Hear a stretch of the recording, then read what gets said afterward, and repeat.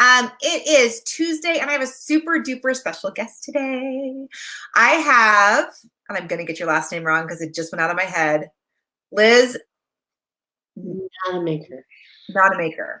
I see it and I can say it and then I can't get it out of my mouth. It's horrible. I'm just going to call you Liz. I met Liz through some outreach I was doing on LinkedIn last fall, and it has been the best friendship, the best little get to know you kind of moment ever. Liz hosts online networking groups, and right now, you guys, we all need that. So guys, you know me, I am a messaging expert. I focus on relationships. And one of the best ways, especially for service providers and course creators right now, to increase their reach is to increase the amount of business relationships you have.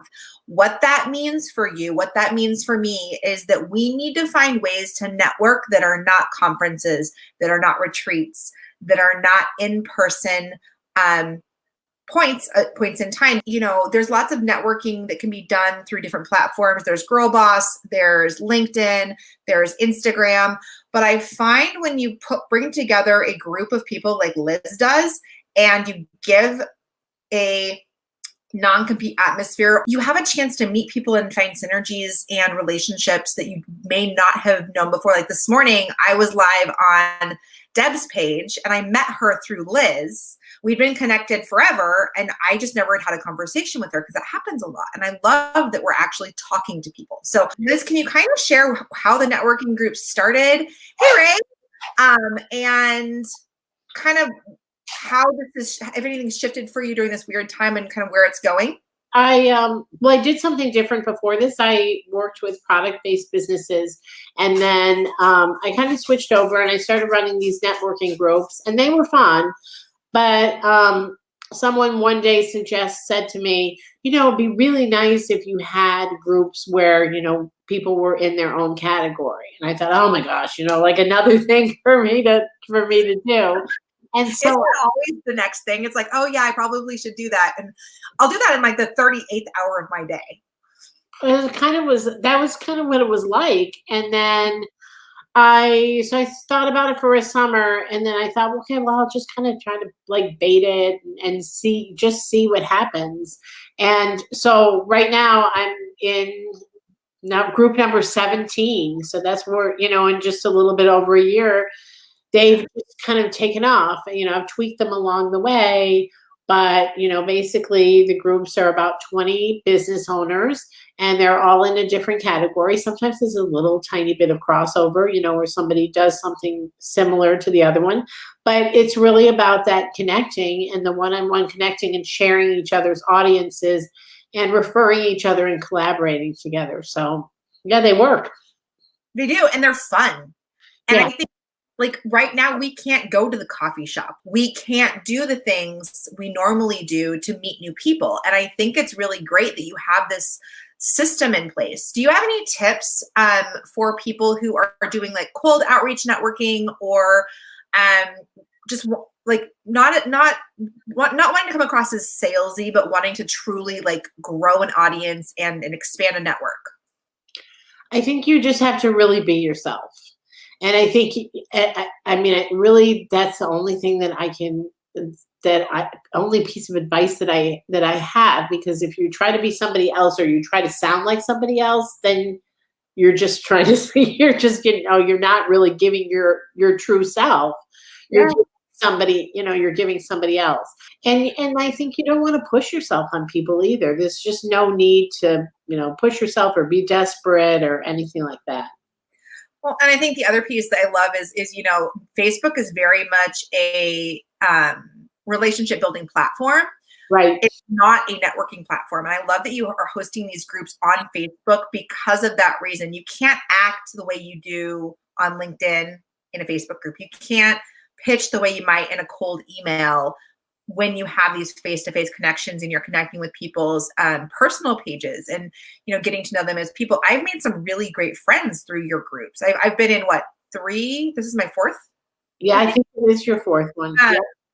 And I've met some of the the most amazing women and men. And, you know, I met Ray there, and I met you, and I met Deb, and there's these really great synergies that are going on where, you know, I love talking to people. And if I'm not a good fit, I want to have somebody to send you to. Right, exactly. How do you find those people? And before, it would be like the networking situation where you'd be at a table with a bunch of people at a conference, and you'd be like, oh, you're also a copywriter. Like, tell me about your expertise, because there are people I say no to. I love to have a personal referral to send them to. You know, and I think it's really, really great. People need to connect. I mean, they need to connect even if they're not okay. So even if they're not at home, I mean, these took off, you know, and a little over a year ago. So even if they're not home and stuck at home, they still need to connect. Not everybody wants to go out to a networking event. It's right. exhausting. It is, especially if you're, even if you're, I'm an introvert naturally. But even if you're an extrovert, like talking and consuming that much information can be just like, it makes your brain squish a little bit. I went to Podfest, and they had like basically business speed dating. So the first night of the event, like they invite everyone and then meet like 100 people in 2 hours. It's an insane number of introductions. And I'm one of those people that I carry a limited number of business cards, because I would much rather take your business card so I can make notes on it and remember how I met you. And then I can be in charge, because I'm a little bit of a control freak, of the follow-up and the outreach. And I think that, you know, being in those referral groups and having that kind of handheld guidance and limited time forces you to make the most of it, and to really be impactful in the way that you influence and the way that you reach out. And I love the concept, and I love that it's very needed right now. Yeah, I do too. And I like the 6 weeks. I mean, we go for 6 weeks long. Mm-hmm. It is, you know, it's exactly what you say. When I first started them, I was doing them for 90 days. I thought that was like the perfect time. And I was like, everybody was really enthusiastic for the first 4 weeks. And then the last 2 months, it was just like, whew. So I only did that a couple times. Then I tried for 8 weeks, and I found 8 weeks was too much, but 6 weeks is just perfect. It's like the perfect amount of time. You know, you're going to get out of it what you put into it. I tell people that all the time. I kind of give them tips for networking with each other, because not everybody knows how. You know, sometimes they think that they're, you know, going to get on a one-on-one call with someone and they're meant to sell to each other, but really they're meant to, you know, swap audiences and find, you know, ways that they can collaborate together. So a lot of people don't know how to network, and you know, that's okay. Well, and I think it's a lost art. I know, you know, when I was in college and going through, because I'm, if I'm getting technical, I'm a Zennial, but I don't like that word. So I kind of bridge that gap between having no tech in my childhood to having tech, you know, in my later teens, college years, but my computer was still, you know, the size of a house.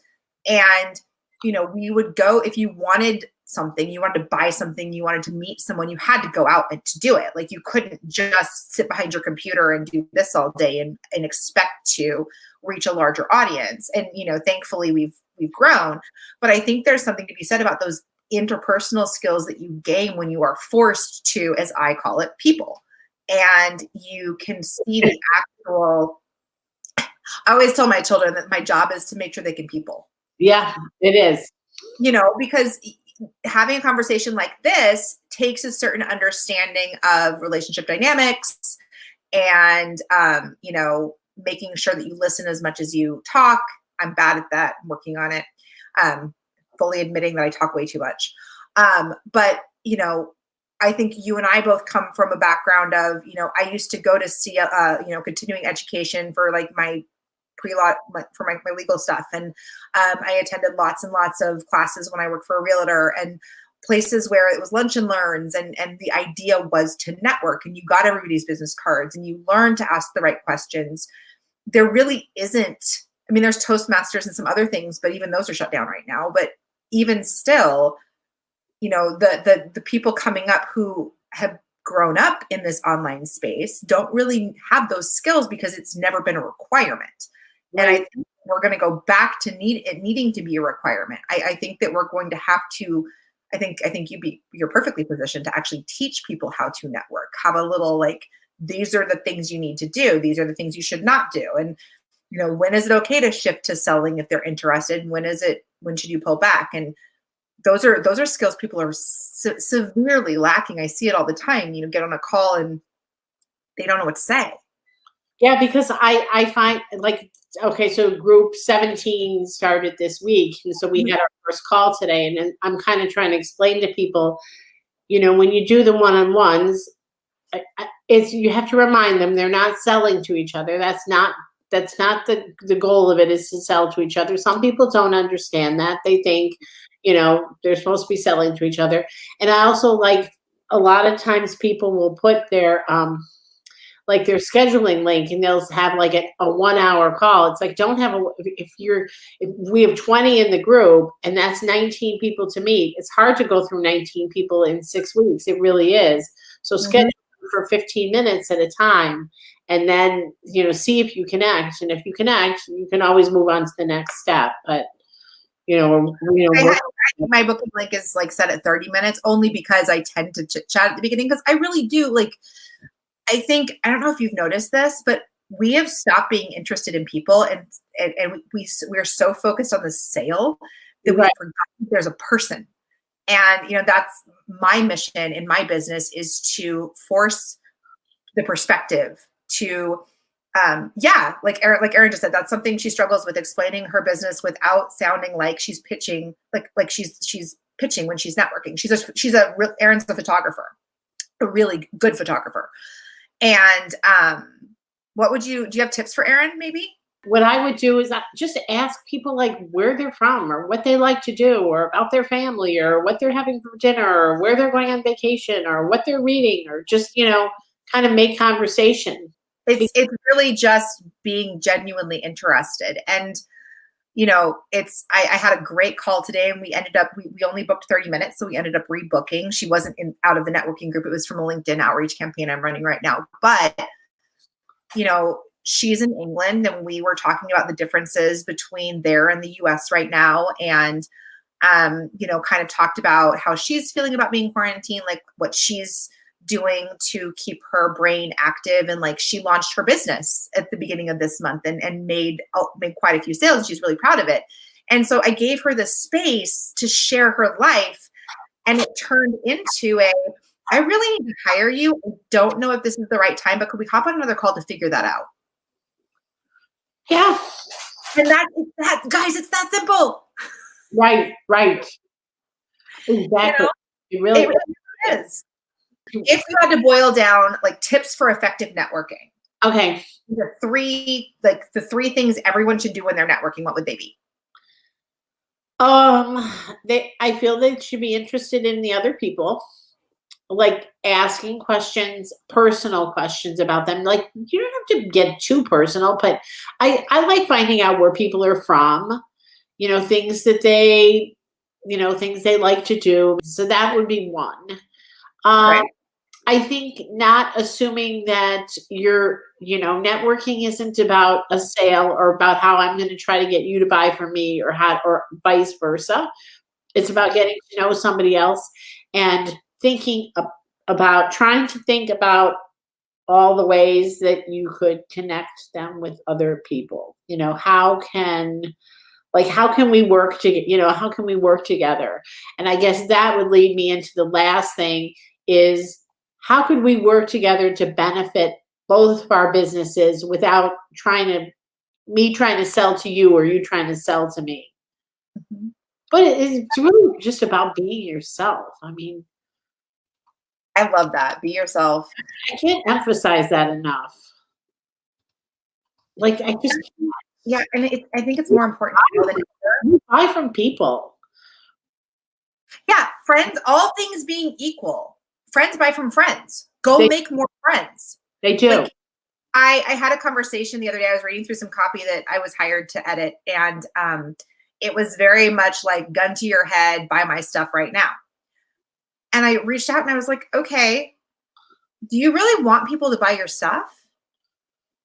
Because it like the whole, and I've been guilty of this in my own content. Like when I had it, like I was like, oh, this is it good enough? Like we tend to shoot ourselves in the foot and go toward robot mode.